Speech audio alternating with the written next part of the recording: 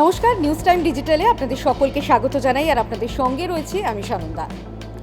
সদ্য শেষ হয়েছে ফুটবল বিশ্বকাপ, তবে এবারও কিন্তু আরও বেশ কিছু চমক অপেক্ষা করছে এবং তা খুব শীঘ্রই ঘটতে চলেছে, এমনই জল্পনা সামনে আসছে।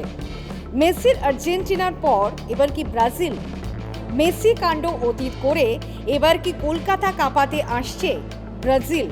এরমই একটা জল্পনা সামনে আসছে।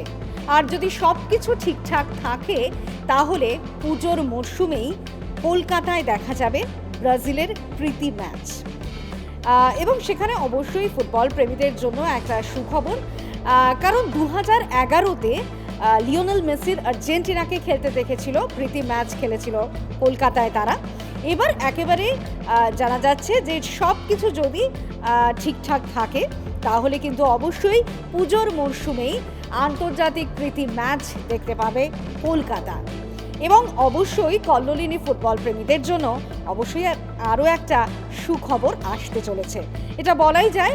যদিও জল্পনা সামনে আসছে, এখনও পর্যন্ত কিন্তু চূড়ান্ত সিদ্ধান্ত কিছু জানা যায়নি, এখনও পর্যন্ত তা স্পষ্ট হয়নি। ইতিমধ্যেই অস্ট্রেলিয়া এবং এরই পাশাপাশি টাউন্সভিলে প্রীতি ম্যাচ খেলবে ব্রাজিল, এবং তার পাশাপাশি ভারতেও প্রীতি ম্যাচ খেলবে ব্রাজিল, এমনই জল্পনা সামনে আসে। এবং বিশ্বকাপ ফুটবলেই ভারতের সঙ্গে ব্রাজিলের উদ্যোক্তাদের এ বিষয়ে খানিকটা কথা এগিয়েছে, এবং সেক্ষেত্রে কিন্তু অবশ্যই একটা গুরুত্বপূর্ণ বিষয় যে এই যে ফুটবল বিশ্বকাপে ভারতের যে সমর্থকরা ব্রাজিলের কে দিয়েছিল, সেটা কিন্তু অনেকটাই এর ক্ষেত্রে অনেকটাই পাথেয় হয়ে দাঁড়িয়েছে বলা যেতেই পারে। তার কারণ হচ্ছে যে ফুটবল বিশ্বকাপে দেখা গিয়েছে যে ভারতীয় সমর্থকদের কাছ থেকে দারুণ সাড়া পেয়েছে ব্রাজিল, অর্থাৎ একেবারে কলকাতায় প্রচুর ব্রাজিল সমর্থক রয়েছে এবং ফুটবল বিশ্বকাপে সেটা আরও বেশি করে বুঝেছে ব্রাজিল দল।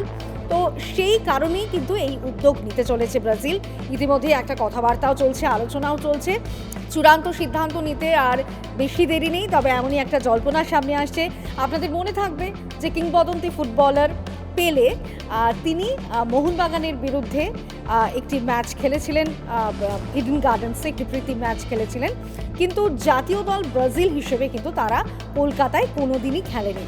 অর্থাৎ এটা যদি সত্যি হয় এবং এই জল্পনা যদি সত্যি হয় তাহলে অবশ্যই এই ঐতিহাসিক মুহূর্ত কেউই মিস করতে চাইবেন না।